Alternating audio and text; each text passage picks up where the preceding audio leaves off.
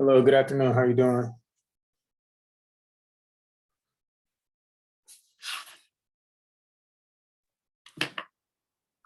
Hello, Hey, how are you? I'm doing well, doing well. Thank you. That's good. Do you mind if my business partner joins? That's fine. Okay. I'm going to send her. Let me forward this to her.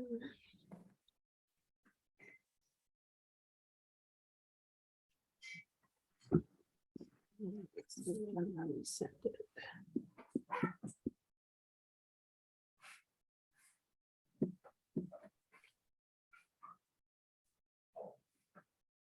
Okay, so hopefully she'll be jumping in just a second.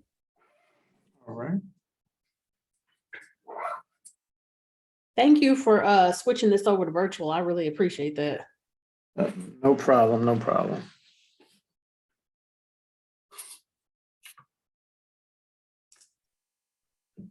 And whenever you'd like to get started, or we can wait for your business partner. Whichever way is fine with me. Lord.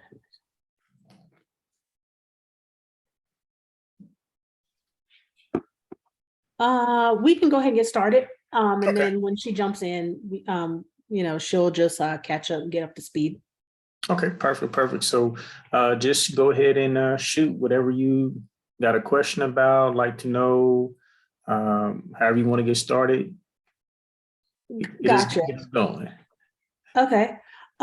So we are in the process of doing the women-owned business certification. Okay. And Victoria, basically encouraged us to do that.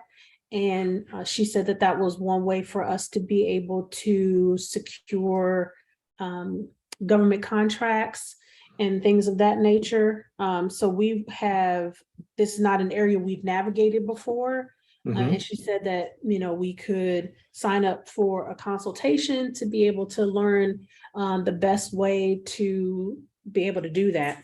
So we understand what we're looking for, what the lingo is, how to access, ones that make sense for our field, things like that.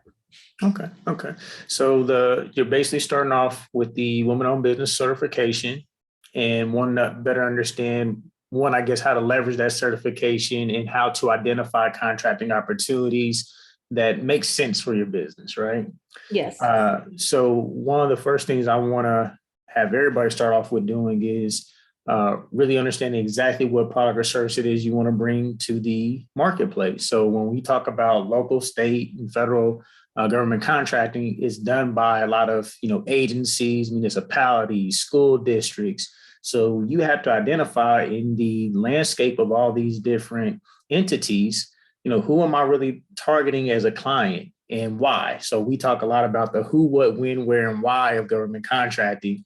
And then you have to, identify the how. Okay, so how is all that taking place? So once you identify the players, it's just like everything else in business. We identify a target client, but what is our niche service to them, right? Like, so out of the products and services that we offer, are we going to offer some niche to K through 12, something niche for municipalities. So as you look at that landscape and you say, okay, these are the services that we offer, how are we presenting that to them? Because, it's sales now, it's marketing at that point. So have you guys identified exactly which service that you believe you should be taking to, the local, state, or federal agencies? Yes. So since we're a mental health outpatient clinic, that would be the primary. So we do know that there are contracts available with the VA. So for PTSD, for veterans, families for deployment. So it would be a variety of different mental health driven services and initiatives. Okay. Okay. So with that, what would you consider is potentially a barrier? Right. So you, because again, you got to identify. You're like, okay, so what is the barrier that we're going to try to address? The problem we're going to try to solve to get you in front of them, right, and get those opportunities to make it real. What is that?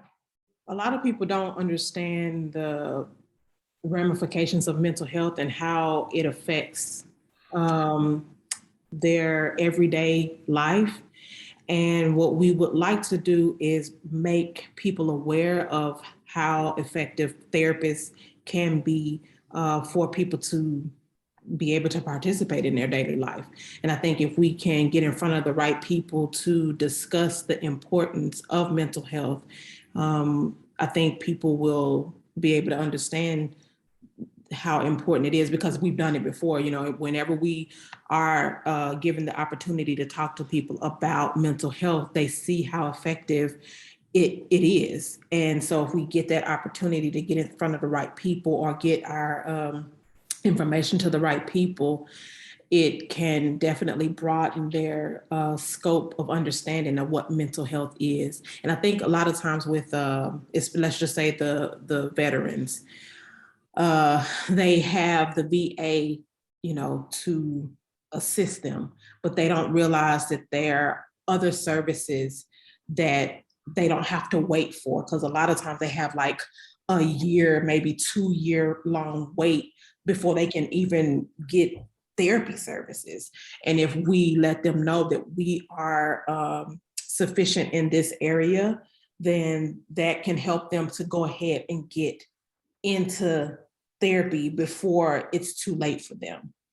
Awesome, awesome. So you guys have a similar problem as many small businesses, is being recognized and identified as a source for solutions. You have a solution, you need a sounding board, you need to further your brand, you need possibly someone to, you know, validate everything that you're saying as well. You know, that stamp of validation goes a long way. Some of that, though, you're going to have to be able to do it on your own. With government contracting, it means that you have to go out there and you have to say and develop a platform to say, this is what we know to be the case. So when it comes to mental health, XYZ is being affected by this because of XYZ. We've done XYZ to address XYZ. Like, you have to write, what I'm talking about is a white paper. You guys are going to have to write the literature about what it is that you are trying to address. And you have to, you know, write it in a way that, you know, one, it is very informative, like what you're trying to do. You're trying to inform people. You're trying to educate people. You're trying to let them know that you also have identified the solution and are it. So you got to be able to hit all those things, right? And you have to do it in a way where it still is something that grabs people's attention, keeps it long enough to where they don't just put it down, right? And say, yeah, I've heard something about mental health like this before. They put it down like, yeah, you know, I read one, I read them all. That's how a lot of people take on information nowadays. It's like they're skimming stuff, right? So you have to give them something that is skimmable, where it's hitting those highlights. And that's one of the biggest issues that a lot of companies have when it comes to government contracting, because when you're responding to a request for a proposal, a technical response, that's what you have to do. You basically have to give them something that's skimmable. And we're thinking, man, there's got to be a lot of meat in this. A lot of times they're skimming this thing and they're looking for highlights, right? They're looking for like where the stats, the numbers, the graphics that pop out. It's unfortunate, but that's really how a lot of stuff works. You know, it's like what really stands out to me about what their cause is going to make me want to get behind it and put my money behind it, right? Even though we know we need to do this. That's one of the most frustrating things about a lot that we do in government contracting is like, they know they need this. We know they need this. Why are they not doing this? You know, like, it makes too much sense. Why are they not doing this? Business is about relationships. Do they know you? They probably don't. Why don't they know you? You haven't done it before, right? You haven't done it with them before. So it's not, and that's the other side of it. It's not that you haven't done it before. Sometimes you just haven't done it with them. They don't know you. So one of our testimonies I like to share with people is that we helped a company get in the door with the VA using a strategy to where we did something with them. It wasn't what we wanted to do. You know, it wasn't. So say it's mental health. We didn't get a mental health contract out the gate. We got a contract reupholstering chairs. And got our foot in the door. Our foot in the door. And they were like, okay, so what do you guys really do? Because, you know, they see your sound profile. They know what's really in there. But we got a contract on the federal level, reupholstering chairs. You got to figure out a way to get your foot in the door, to get a conversation started. So it may not be a actual contract. Sometimes it may be they have a bid out for something along the lines of healthcare, period. And you're saying, hey, you're going to reply to, during the question and answer phase, you pose a question. Is this open also to mental health providers? And then elaborate. We feel that this would be a great benefit to all if mental health providers were added to this solicitation to provide X, Y. Like you got to start figuring out, how do we position ourselves into these solicitations when we know we would be of value, but they haven't seen it yet for whatever reason. You want to go and find previously awarded contracts. So a lot of people don't understand the value of contracts that have already been awarded. You're constantly looking out for the stuff that's coming up and haven't thought about, history can repeat itself. I would have never thought of that. Yeah, that is probably one of the most underutilized tactics that we employ, and it's because there's a lot to pull from that. So you can pull information about possible competition, possible strategic partners. You can then pull information about, okay, how do they normally break this out and say, what are they really asking for? How does somebody respond to that? What kind of pricing packages were put together for these types of services? What did they ask for pricing?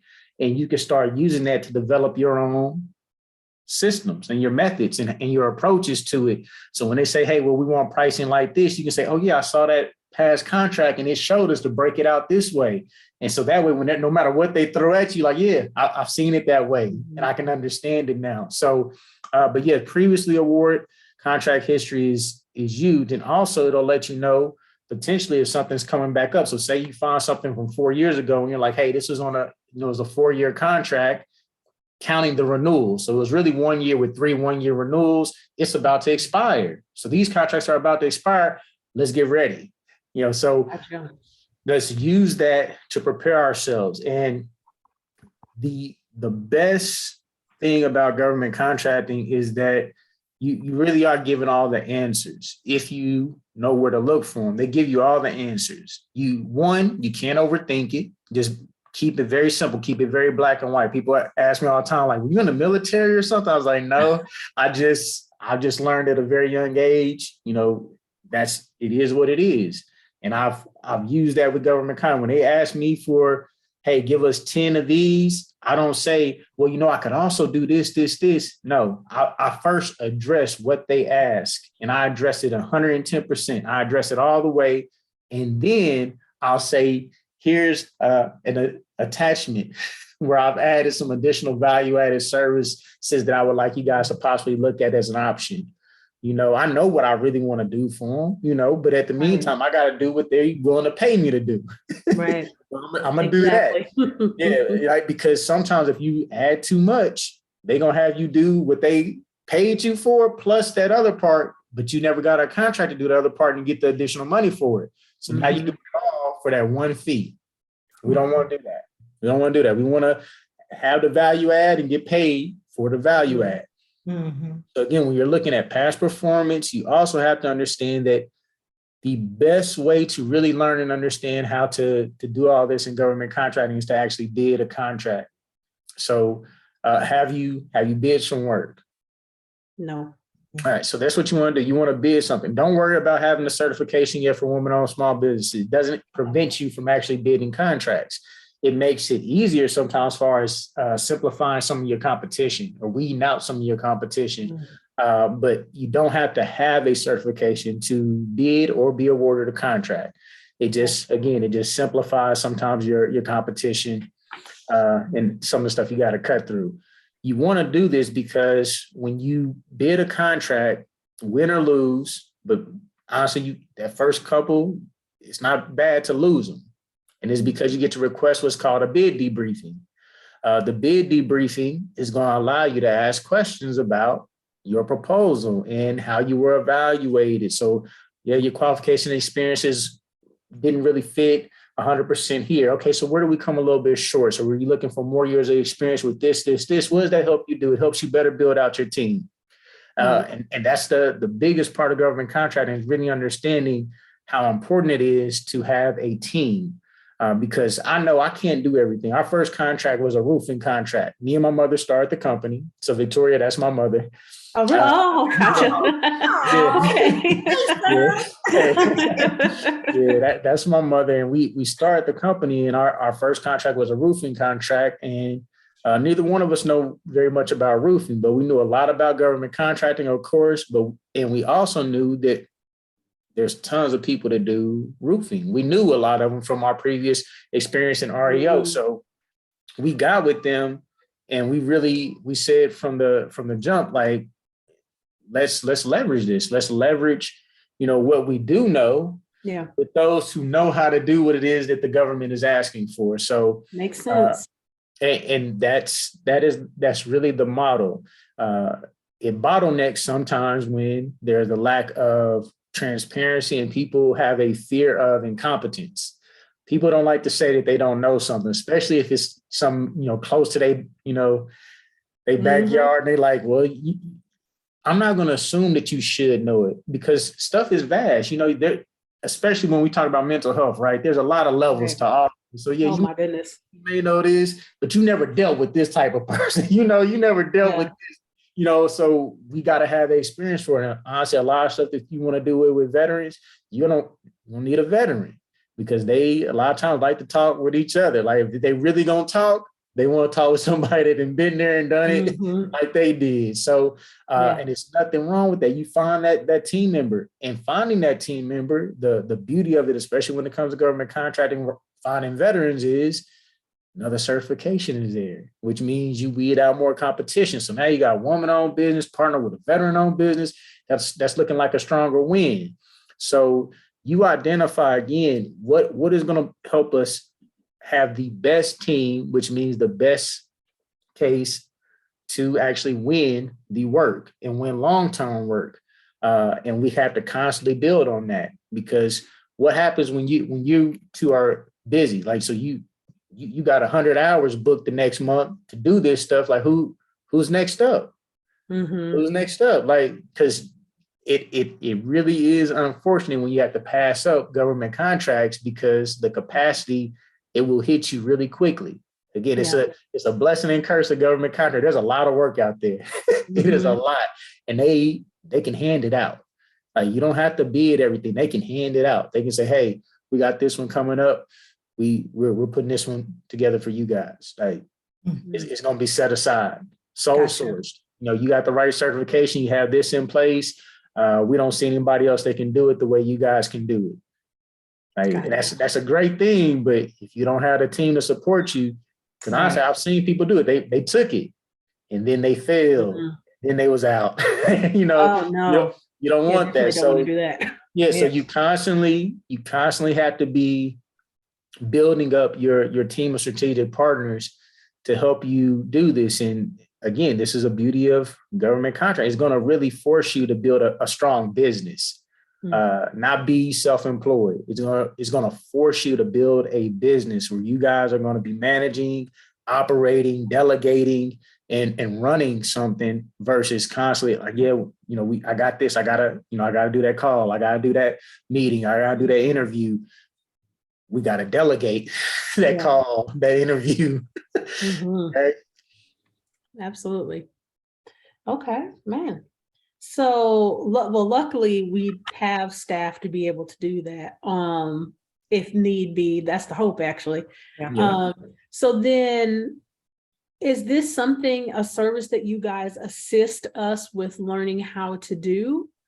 Or do you have, is it, you sign up and you get a coach, like a one-on-one coach, or you go through a master class? Like, kind of, how does this all work? We have several options for it. So we do have a master class. It can be set up on a one-on-one basis just for your company versus doing it with a group. We have an online training program that launches at the end of this month, where basically it's self-paced. You get, all the tools and resources that we've put together over the years, all the stuff that we've learned, a lot of video content, weekly group consultations that I'll lead, and then opportunity to book additional, one-on-one consultations. It's a lot. It is a whole lot. And it's built like that intentionally because there's a lot to cover. We've been doing this for over 10 years now. And what I identified was a lot of people want to get the contracts, and we can help people do that. And honestly, it's really easy. That's what I found out kind of early on. It's not hard getting people work, winning a contract. A lot of contracts go to the lowest bidder anyway. We do enough research and can find enough information to show you what number to bid at to be the lowest bidder.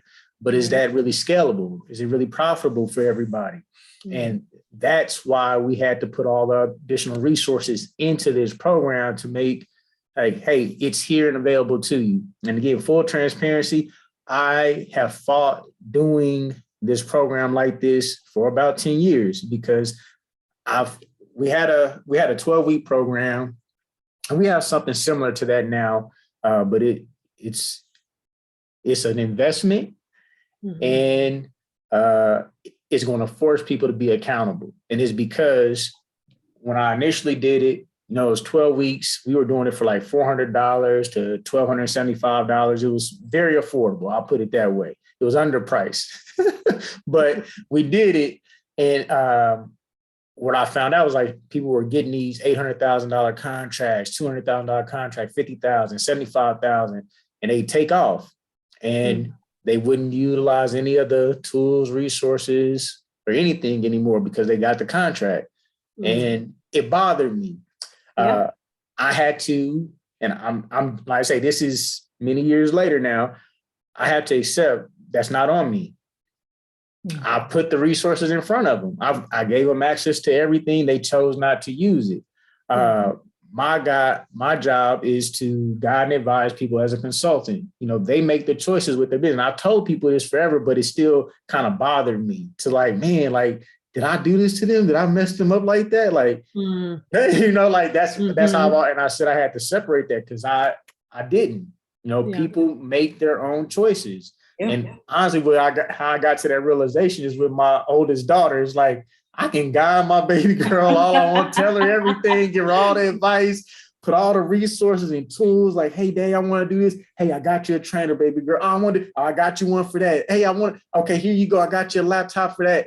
I can put all the stuff in front of her, but if she don't use it, it's not on me. Daddy did his part. So that's how I feel about, my role now as a consultant. Is like, hey, I did my part. I put all the facts in front of you as a business owner.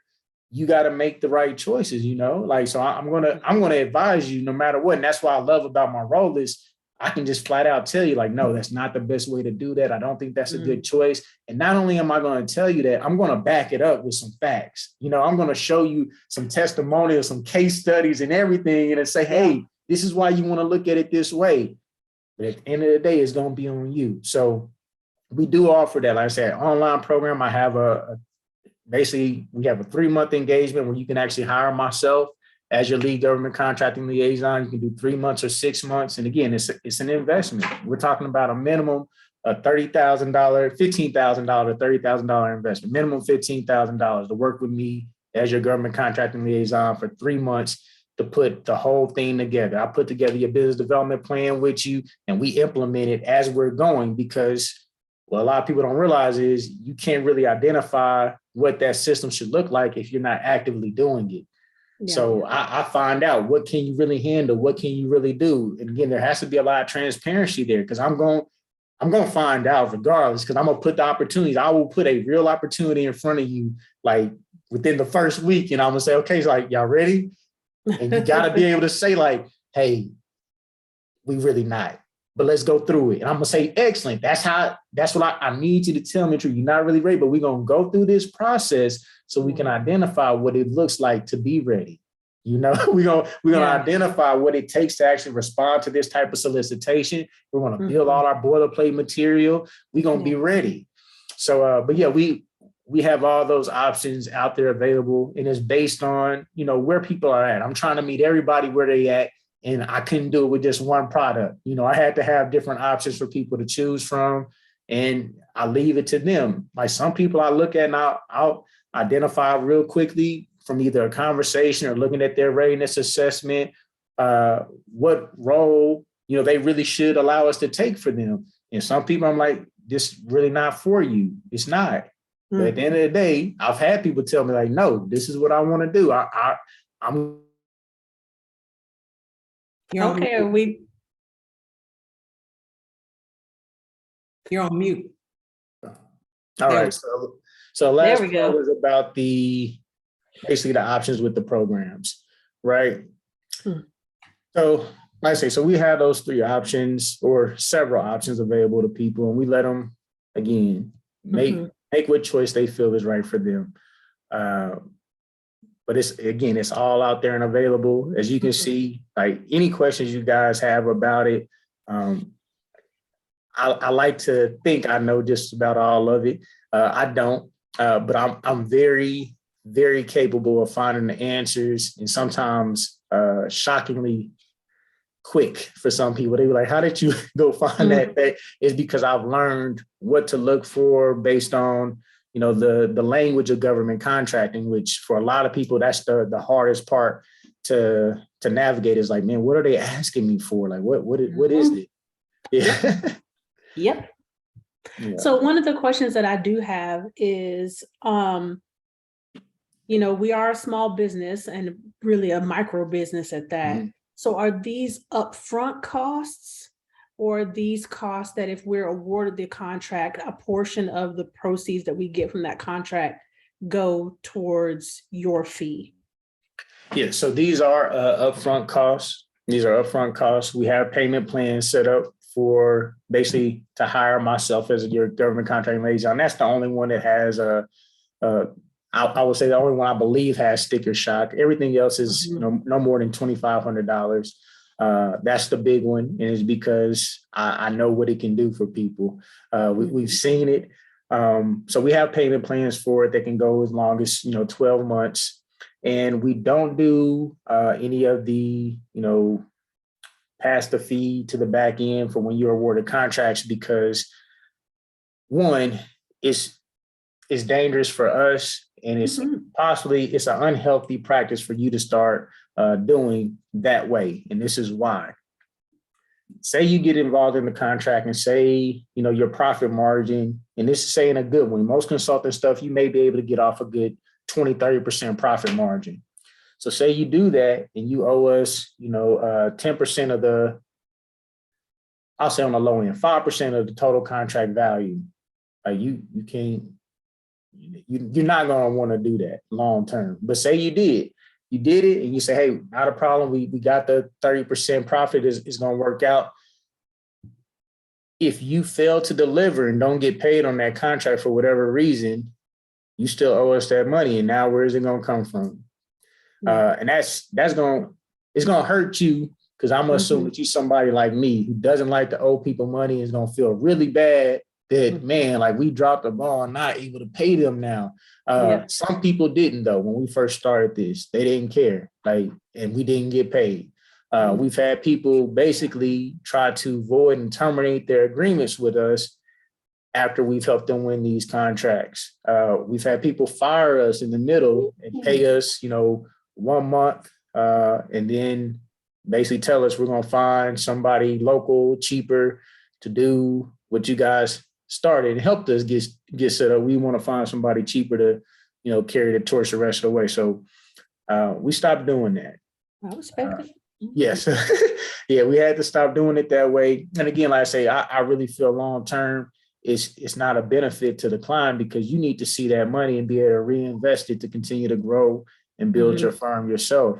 To be honest, that's a lot, especially when I consider the only reason I'm charging you that much, honestly, is because I have to get it on the back end. It's like an agent. If they would get all their money up front from these athletes and stuff, they wouldn't be charging them 3% of their contract, knowing they being taxed 50% up front anyway. So like I said, because you got to account for all that. So you may have 30% profit. You're going to get taxed on that. You're going to get taxed on this. You got, I don't want you to have to try to figure all that out on the back end and then end up well, man, did we really make money? Did we really have a profit? So yeah, it's a lot to consider, especially with these government contracts. And again, a lot of people do stuff like that. It's just not for us. It's just not for us. Okay. So what would be the next steps in the process? So regardless of which option we wanted to go with, what would be like, what would we need to do? Yeah. So for our online program, you know, we have a link and stuff for that. We could go and look at the online program, see what all is available, and you know, see the process to sign up and register. And again, right now I would recommend people that even want to do other stuff with us. It's hard to pass that up right now because it's just $500. You get $500 for lifetime access to all the information, tools, resources, everything. You get it until August 31st. Then you say, okay, well, you know, I got that taken care of, but I really do want to, you know, look into hiring them as a, you know, government contracting liaison. I can send you the proposal so you can see more about what that actually looks like. And again, it's, if you were to take all the stuff from our online program, but now, boom, here it is in front of you, and we're going to actually go through, and now you have somebody, it's not just self-paced, not just a weekly thing, like, hey, I have, you know, right here with like me. So whenever I got some questions and stuff, hey, I basically have my own government contracting liaison and division of a company to help me build and sell my business development strategy for government contracting. So if I really want to set this up and do this as a organization, I have a business development department led by David Jackson, my lead government contracting liaison for government contracting. I have that already established. And that's what we do. And again, it's an initial 3-month engagement to get all the initial groundwork laid for your business development strategy, start the implementation. And then after that initial engagement is over, it'll be a follow-up proposal to do continued monthly, you know, implementations. And it's customized from there on out. And this is the one that's 25,000. 15,000 for 3 months. Okay.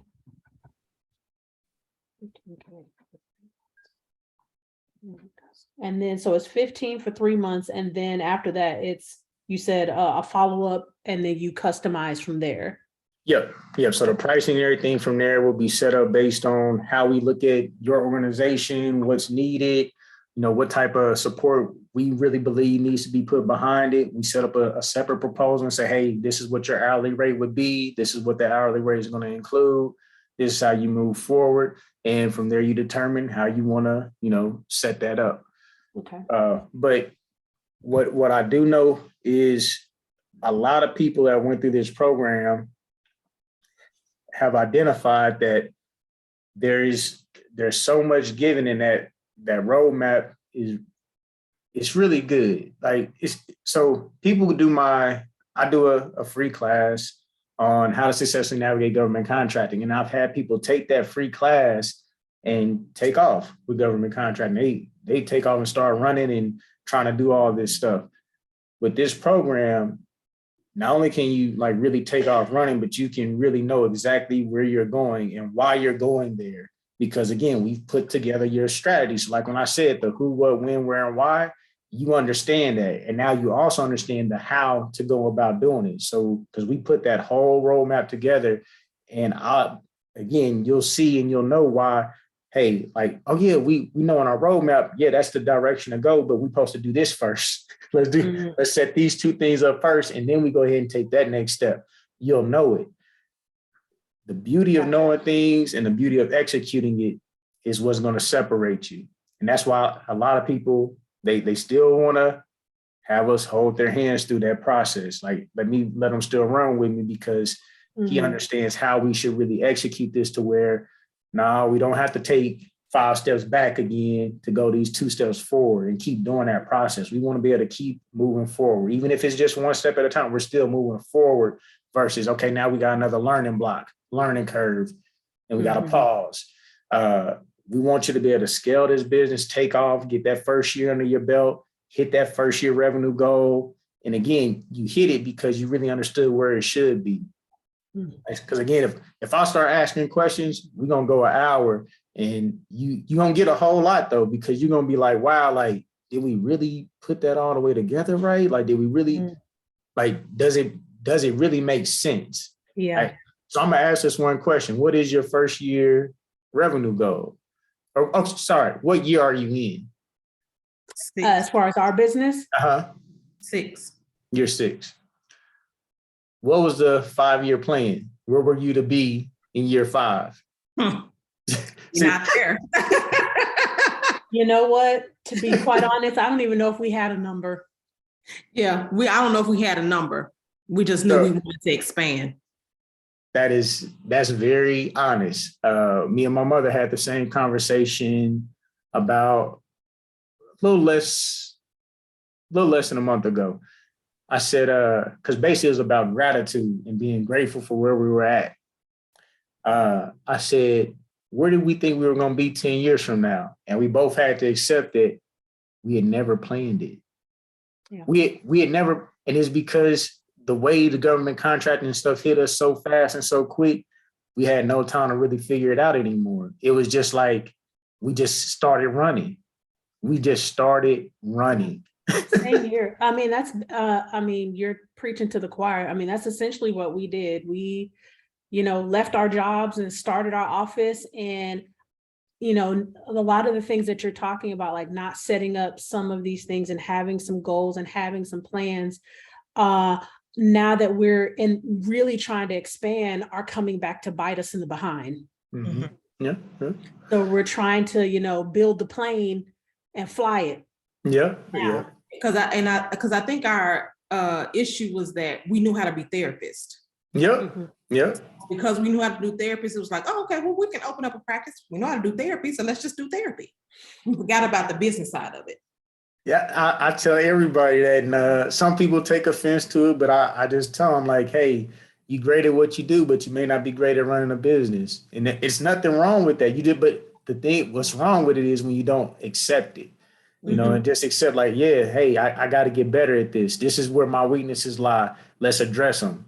A lot of people bury their heads in the sand when they find their weakness. They like, okay, I don't see it. I ignore that. And it's just going to get worse. It's going to get worse. And like I say, eventually it's going to be what forces you to stop pursuing your goal and your dream. So that's excellent. That's excellent. Like I say, that's what's needed. So like I say, I can ask questions and it'll drive a lot. But at the end of the day, I do these free consultations because I want to answer whatever I can for you. So again, if there's a few more questions you got, I'll go another 20 minutes with you guys. I'm enjoying the conversation. I say, this is what I love to do this. So I'm just glad some folks were willing to take advantage of the opportunity. Because like I say, I honestly love what I do. It's just like I tell everybody, I don't get paid frequently enough to do it. So I do what I can, which is I can go out and win contracts, which that's what I've done for me and my mother's firm is, help us win contracts, doing stuff that we really, just being honest, we don't want to do it. I know I don't. Sometimes I think she thinks she want to do it just because, the amount of money that we can make with them and, the opportunities they present for us and other small businesses, because we bring a lot of, small minority businesses underneath us to do some of these projects, but it's not what we want to do. I just want to train and teach people about this government contracting, and people that really want to have, the real businesses that drive, economy and change for our communities. It's not me. When I was a personal trainer, that wasn't me. And I love helping people, but I'll create the plans and stuff and have somebody else do the training. It's just not where my passion lies. I'm more of, let me help you see the vision, build this out, get you set up, and you run. And when you need help, hey, here, I got this resource for you. Hey, I can help you walk and think through this. And I just see things, sometimes that people just don't see it. Like you said, sometimes it's something real obvious. Like, man, like, I didn't think about the award history. It's like right there. Like, that is it. It's right there. Like, but that I see all that, and I figure out how to, tie it together for us. But yeah, any questions you guys have, I'm all for it. So, like Rashonda said earlier, we are a small micro business. Mhm. And so $15,000 is not Not an easy find. we can afford. Mhm. So how do we, and I'm not, if there's nothing for us to do with that, then it's just nothing for us to do with it. But how do we afford your services when, like I said, we're a micro business? So I say we do have, one option is the payment plan, which is 12 months. You can pay the 15,000 over 12 months. It is going to come with a little interest. It's 9.95% interest on that over 12 months. And again, I'll be able to send you guys information on that, let you look that over and see, if that makes sense for you. The other thing is like I said, we offer consultations. We have a free live webinar. We have an online training program. We have the one-on-one masterclass, which you could do as well. Like there's tons of different ways that we can provide some information and insight to companies. And I am very open to people, providing it, just like, with government contract, the government come to you and say, hey, I need this. What would it cost for you to do this, and this? I'm open to people presenting stuff like that to us. I just ask them when they do it, know what you're asking for, because I'm just going to respond to the things that you ask for. So like, even like when I try to do consultations, I try to do that. It'd be like, hey, I'm gonna just answer their questions, because I know if I start, it's going they gonna be like, I don't need to pay for nothing else, because I can get like that. And it's because, again, I know me. So that's why, honestly, I'm trying to be very cautious of that going forward, because I don't want one to negotiate against myself. So like I said, I just be very transparent with people about business. I'm negotiating against myself when I talk with people, because I can really give you this whole thing probably in 2 hours. And if you really are listening and paying attention and focus, like I can see both y'all focus right now, you will get it. We listen for a living now. You will get it, and you'll be like, let me run for a minute. Like, give me about, let me take 3 months and just run with this. Like what he said, let me just run 3 months and see how far we can get before we go back, and because we really don't got it right now anyway. So let's just give ourselves 3 months and try to run with it. And that 3 months is going to turn to a year, and then you'll come back around and we'll talk again. Like it happens all the time. And I just have to, like I say, I'm to the point where I accept it, It's going to be what it's going to be, but I can't change who I am and how I get this information. I just can't change it. So, but yeah, that's how it works. Well, I think something like, how we met your mom, we really respect what she does and how open and welcoming she is to trying to help young businesses and of course women of color. Definitely. Probably even more specifically than that, young Black women. So we Definitely. really have admired what she's done, and it's been an inspiration to us to even consider government contracting, because that was not ever something that was a part of our business ideas, let alone plan. So it is something that we're interested in doing. We're trying to figure out on our end, how do we make it work so that we continue to float. Yep, understood. So this is what I want you to consider. So you think about your business, you think about your revenue, you think you have, short-term, long-term revenue, right? Most of your revenue long-term right now, or do you have a good combination of short-term revenue generating activities, or is it mostly long-term? That's a good question. So our short-term is looking a little slim. Yeah.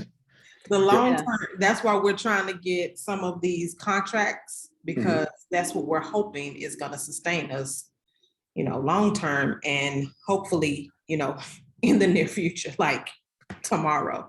But we just. So let's talk about this. And we have to understand we're a small business ourselves still. We look at this all the time, and it's kind of how we go back and forth about, the small business training, the construction, the supplier, like all the different consulting things that we do. And we have to constantly have a conversation like, hey, where are our short-term revenue Where's our long-term revenue? And then I make us go through and look at what are our sales cycles on this. So when you're doing government contracting, you trying to offer service to the VA, you understand like this is a long sales cycle. That contract may come out 30 days from now. From the time that contract comes out, we got another 30 days before it's awarded. From the time it's awarded, we got another 30 days before we start. From the time we start, we got another 30 days before we can invoice, you know? Like, so you're like, man, I'm 120 some days out before I even think about a check. So you got to understand that side of it. So understand that you say, okay, if I'm putting the eggs in that basket, and because we're going to do this, we have to understand what do we need to have put aside. So in part of our government contracting readiness assessment, we ask people, how much working capital do you have reserved? Do you have at least 6 months reserved in working capital to run your business? So you got to think about that. Do we have this? Do we have a runway that's sufficient for us to really go into this and go into this the right way to where we're not panicking when this contract comes up because we like, man, things is already tight. We got to have this one. We got to have it. Like you can't have that going on when you got a deadline to meet. And so you look at that. Then you also say, okay, what's the other side of government contracting? Because I know it can't all be like this, and it's not. There's some things that you can do that are short-term revenue drivers, and it's all based on the size, basically how much money you're asking for. That's what's going to drive it and going to determine it. So some contracts, $50,000 or less, you can move them a little quicker. $25,000 less, those moving really, really quick. $5,000, it's moving that same day. $5,000. So you say, okay, what can you guys put together as a package for $5,000 or less? And you don't have to be extremely creative. Just figure out, what do we charge? What can I do one for $250. So I can do so many until I hit that 5,000. And then that's where I'm gonna stop. And I'm gonna offer that because the government can pay me with a credit card as soon as I deliver that. I get paid that same day versus waiting 30 days. So what are your short-term revenue generators? Like, and again, so if it's, hey, we gonna start doing a few one-on-ones. We're gonna start doing do you have an assessment? Have we built an assessment where we can say, hey, we'll do 50 of these assessments for the VA, outpatient this. Like, you see how? Oh yeah. No. You already have the stuff. You just gotta repackage it. Okay. You already have all the stuff. I already know you do. You got this stuff. You just gotta repackage it into different price points that make sense. So you got a $5,000 price point. You got a $25,000, and then you're gonna figure out why you're doing it that way. Because that's what I'm gonna tell you. I'm gonna tell you why. So why I get it. I know we need to, but why are we doing it at 25 and stopping right there?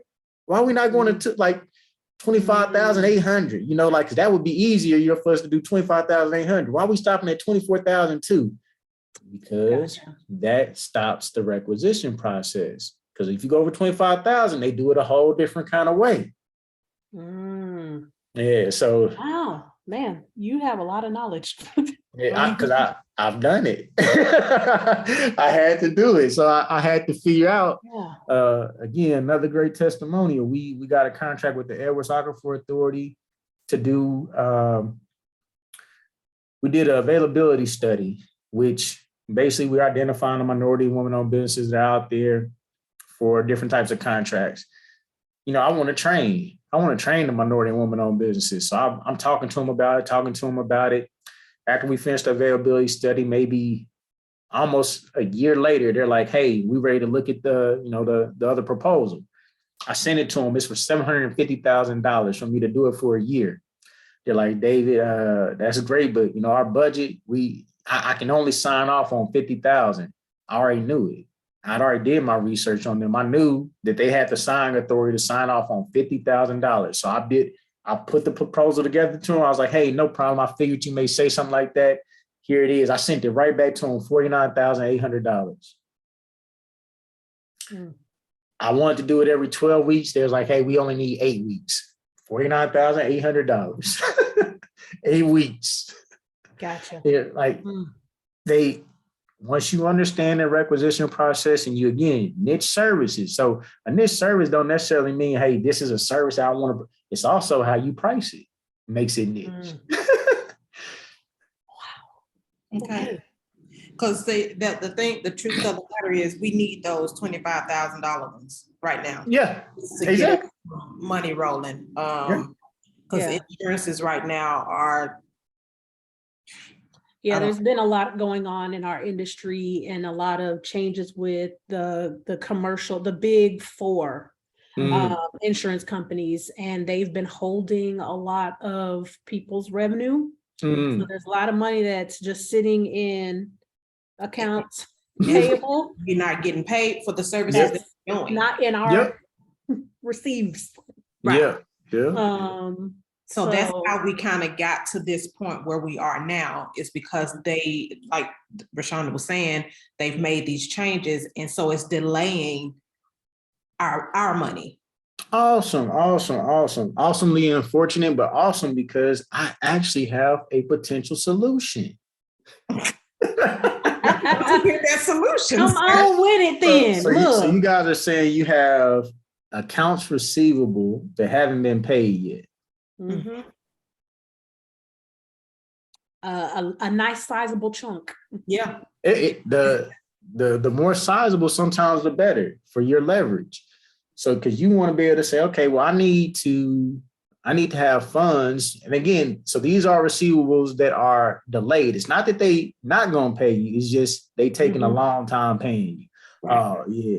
Yeah. So there's several options and alternatives for that. One, you need to look into a line of credit that is secured by your accounts receivable because they are there, and banks actually love that.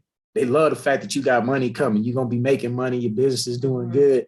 They also love the fact that sometimes you can't get it just yet because now you work with them. Right. Line of credit is an excellent tool to have for every business. So you want to have it. Line of credits you need one, and you need to get it before you need to get it. Understand that. So if that's an option, you need to look into it. I'm going to send you guys an email of my contact with Truist Bank. You may have bumped into her before, Jenica Williams. And if you haven't, I know her and my mother recently connected and really hit it off. She a partner of Nancy St. Jacobs, another lady that we've worked with. But I'm going to send you her contact information, and you look into some stuff with Truist. She's going to, pre-screen everything for you guys, let you know where you stand, what really makes sense, looks like us, understands us. And that's why I like to try to do business with, because it's one thing to send your stuff to these banks and they not telling you nothing. They running your credit, they checking this, they running this just to tell you no and not give you a real reason as why they saying no. That's horrible, right? Like, at least tell me what box I need to check or what I need to fix, because I'm the type, I'm willing to fix it and address it. Okay. Yeah, so look, we are open book. Like, we're not trying to hide nothing from y'all. Exactly. Yeah, exactly. So I want to provide that resource. There's some other companies that I work with that basically will help with those accounts receivable. Because again, you just need to get access to your funds while you're waiting on that stuff to pay. And you don't need to be going through like no merchant cash advance source or anything like that. You want to be able to do it with somebody that's got real and realistic rates that are, affordable. So that way you're not going out of business trying to stay in business, right? Right. Thank you for that. Yes. Yeah. But anytime you get in a jam with your receivables, the first thing you want to consider is, everybody, you know about the factoring companies, and a lot of people some of them get a bad name just because, again, they can also hold people's money. The other thing is a lot of factoring companies sometimes have rates almost better than or just as good as the banks. And it's because they understand you only will need them for a short period of time. Like, because once the money comes in, like, what else? I don't really need y'all for nothing else. So they want to take that little fraction to get something better than getting nothing. So look into those companies. I know a lot of people in the healthcare space that's actually how they ran their business. They partnered with a factoring company. They would get all the stuff set up because they knew they were getting these delayed payments. So the factoring company handled it. There was a lockbox for it. Boom, they was getting all their money. The factoring company, they don't mind waiting. They like, hey, okay, cool. We're going to wait. We made that investment. Boom. When that money hits, we take our fee. We send you the rest. Boom. So you got to understand, especially as your business continue to grow, like how do I manage the fact, especially that's what all we do with government contracting. We leverage the fact that we have money coming in, but in the meantime, like I want my money today. Like that's how we found the program where I'm able to offer people payment plans now. It's like, I don't want to wait, and I can't, because for me to provide you the service that you need in 3 months, I can't wait 12 months for you to pay the whole thing off. Like, so now I'm funding your project and what you need me to do for you, right? Like, no, I need to get that money now. So the same thing with the government contract. If you can get your money now, I'm going to get it now. And that way I can really run. I'm not sitting here like, oh man, I'll do that next part as soon as that other piece of their money comes, because I gotta put this on pause right now. Right. No, we don't do that. And I say that's why I know when people do stuff with us, like we moving full speed ahead. I don't have to wait on nothing. I'm not like, man, are they gonna keep paying? I already got paid up front. They finished their payment plan. They gonna want to finish it now, because if they don't, they're gonna have an issue, because they're like, man, he did all this, they did all this. They're not gonna work with us no more. They didn't cut us off. We're gonna finish paying this. Yeah. But that's what you guys need to look into. You need to look into either some type of factoring source. You need to establish your line of credit. And again, anyone who's willing to help you leverage your accounts receivable, there's a lot of companies doing it now, a lot of fintech companies. You need to get you some corporate credit, charge cards, just different things to where, again, you have something to manage that, because you're not using it to manage debt and expenses. You're using it to cover money that's supposed to be coming in, revenue that's supposed to be coming into your business. And that's the smartest way to do it. That's how we look at a lot of our debt. Is like, hey, this is covering stuff that we know these funds are coming in. So we're not leveraging anything besides the fact we have real contracts, real revenue coming into our business. Okay. So y'all look into that. And like I say, I'll email you that contact and these 2 businesses that I want you to look into as well, for your clients that are, basically slow paying y'all. Okay. Okay. Sounds good. Man. So got me fired up, sir. I know. So now we know we need to look for the $5,000 ones and the $25,000. Yeah. And you can create them. That's the beauty of it. You don't even have to look for them. You make them. You just create it.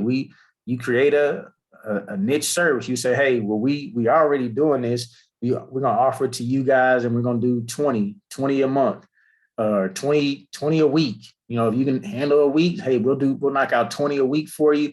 There's gonna be $4,500. So when that week come up, they paying you at the end of that week with a credit card. Boom, here you go. All right, here you go. It makes it easy for them. You simplified their acquisition process, which they love that, because now they honestly, if it's under a certain amount, they don't have to put it out to bid anyway. Mm-hmm. So like I say, you just leverage all those things, generate you some revenue, keep that cash machine moving, because that's important for every business. And as that moves, you're freeing yourself up, you're freeing your mind up to go and put the bigger plays together, right? Yeah. Right. Yeah. So you already know we would love to do the personal liaison. That would be like, if we had it, sign us up to that. Right. And we want to go ahead and pay you up front, so we'll have no problem. And no issues, right? Yeah. So, but at a minimum, if we went ahead and did the 500 and then work our way up to the one-on-one, do you believe that will still give us at least what we need as a base for right now? Because I'm telling you right now, like, our goal is to get to the one-on-one. That's our goal. So we just gonna put that out there. The thing about us, you can ask our husbands. They always say, whenever y'all get something in y'all mind, it comes to fruition. So we don't focus. It's been put out in the atmosphere. Yes. That's what we're working towards. Yeah. But until we can, like you said, get some of our receivables and like get ourselves kind of back on some stable footing.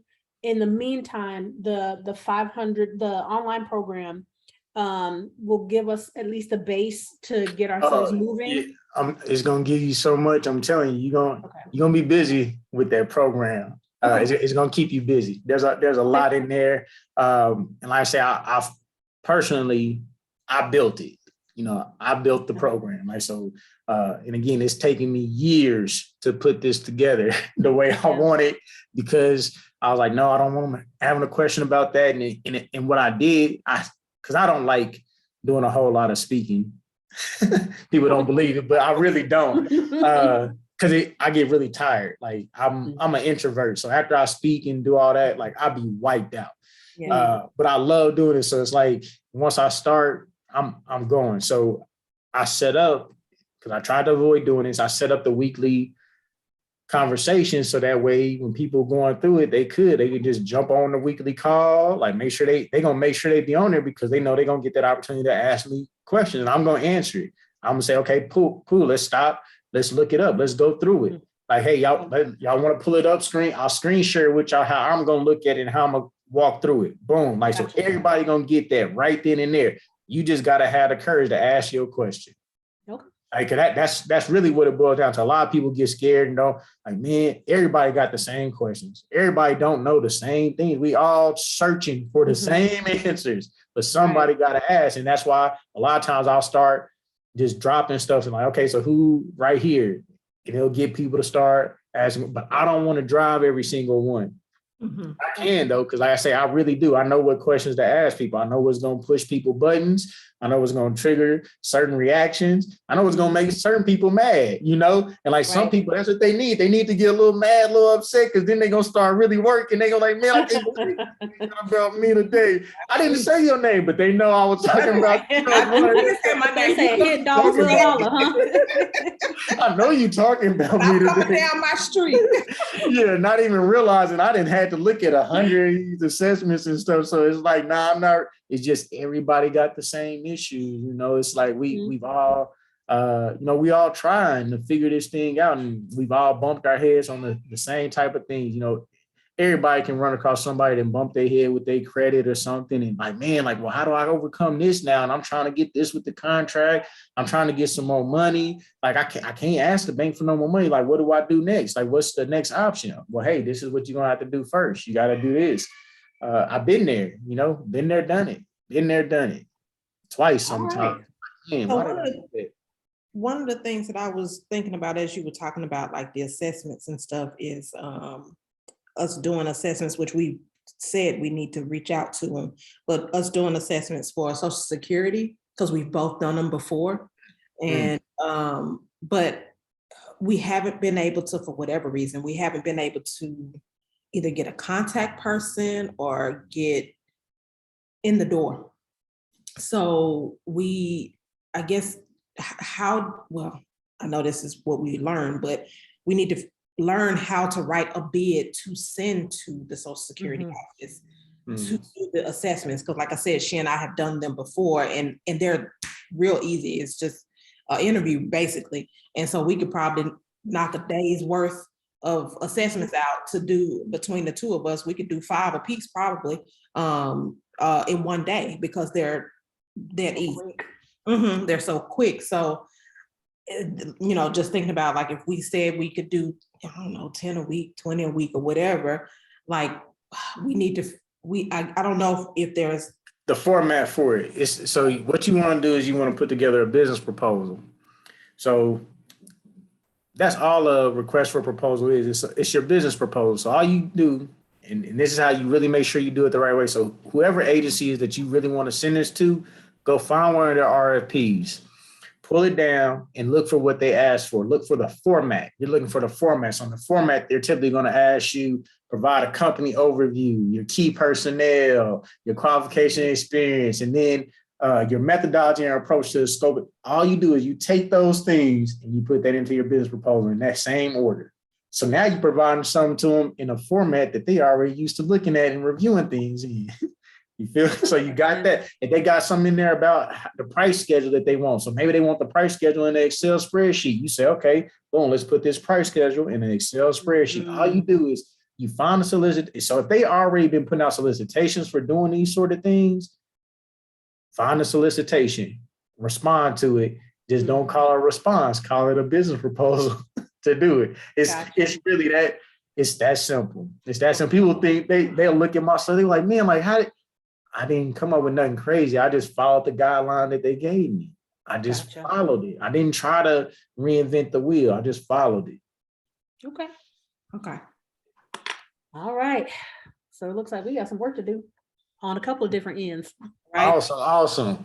I look So where do forward we to find the hearing online back. program? The online program, I'll send you guys a link so you can get right to it. But it's all the stuff you can usually find directly from our most of our social media. I don't know. I haven't pulled it up from our Facebook. I use our Facebook, but I don't use it as a user. Like, you can view it, as a, I haven't done that in a while. Instagram is really easy to view as a Mhm. user. So on our Instagram, it's right there in our bio. You click that link. It's a Linktree link. It's a Linktree, I think /Allied SCSS. That's our Linktree, and it'll take you right to all of our stuff. So the assessments, the consultation, the online training program. Gotcha. Okay. The online training program, I think it's Allied SCSS thinkific.com, I think. Like I said, but either way, if you go to Linktree, our Linktree, it'll pull it right up. But I can send you the link and stuff directly to that as well. Okay, that'd be great. Thank you so much. Not a problem. Not a problem. Man, this has been wonderful. Yeah. Well, this meeting was worth it. Awesome. I'm glad it was. It I'm was glad worth its weight in gold, I tell you. I love it. Okay. Good. Same here. Okay. Well, So I man, say if I failed to deliver anything that I said I would send you guys via email, just simply follow up to me via email, because I don't mind people holding me accountable for things that I said I would deliver. Don't have a problem with that at all. So shoot me an email. Okay. Don't ever call me. Don't ever. No, I'm playing. Like, the best way to reach me though is by email. Like, if you really want to reach me and you want to make sure that I get back in touch with you, send me an email. Like, because I will. I ignore my phone very well. I do it intentionally, but that email is just something about it. Like, that's my accountability thing right there. It's like, man, you can't leave that unread like that. You got to go back and send something back within so much time, because it just, like, it seemed like that's, people can really hold you to that. So that's how I keep a paper trail myself with people. It's like, hey, did they reply to that email? Did they send this back? And understand, I may mess with y'all, every once in a while, but I'll send you something and I won't have the attachment with it on purpose, just to see if you're paying attention. Like, so I just do that. It's part of my vetting process with people. So so just be aware.